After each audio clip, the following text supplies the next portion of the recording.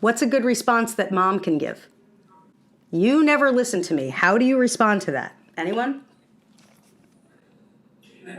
I didn't hear. What was it? Ignore him. Make him right. You're right. I don't buy. Mic drop.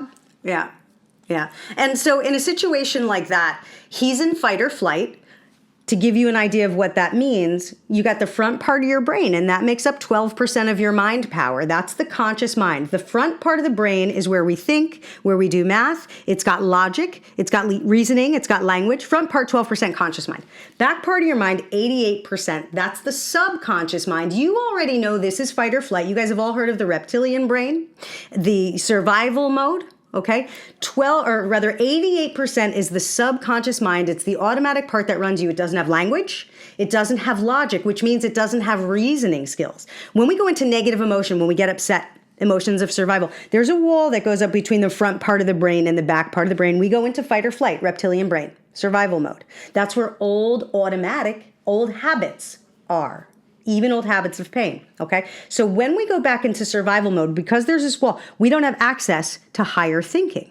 In fact, they say that when we are in a positive emotion, we're 30% more intelligent. If you've already done the math, when we're in a negative emotion, we're 30% dumber. We don't have access to higher thinking, right? So when somebody's acting unreasonably, not reason, it means they're in fight or flight and they don't have access to reasoning skills. And if we use logic on them, meaning let me show you why I'm right and you're wrong, it's an attack. And so they feel less safe. So when somebody's in fight or flight, you don't listen to me. He could have said anything. In that moment, what he was subconsciously revealing very clearly was, I am in a place where I don't feel safe. So anything that mom says that says mom's right and the kid's wrong, he's going to feel less safe. She's going to push him further away. You ever try to pick up a paper that's blowing in the wind and you get close to it and it blows further, right? That's the sort of thing you're creating. And so what mom needs to do is hold a safe space and still maintain being honest and authentic. And so in this situation, mom could say something. You may have a better idea, right? And I'd love to hear it. Mom could say something. So he says, you never listen to me. That's where mom has to hold a safe space before logic occurs. Logic has to come later. Same thing with a client. If they're mad, first we have to get them to where they feel safe, put them in the driver's seat, and then anything can occur from there. So, mom, you never listen to me. Mom can say something like, I am so glad you said that. Because you've probably said that before and I didn't hear it because I wasn't listening. But I heard it now. What is it you have to say? You see. And so when we hold a safe space and put somebody in control, she's actually fully and completely controlling that communication. You see. And so same idea when you're working with your clients. No matter what they say, safe space, never logic. Always emotion.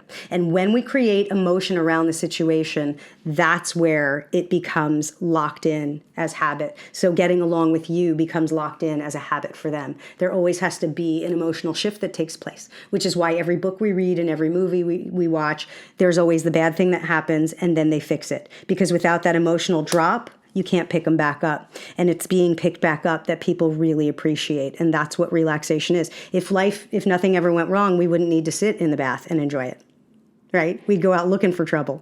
And then, right? And so, yoga always feels better when we've had a rough workout and we've had a rough week and it is our relaxation. It feels better when there's something to let go of.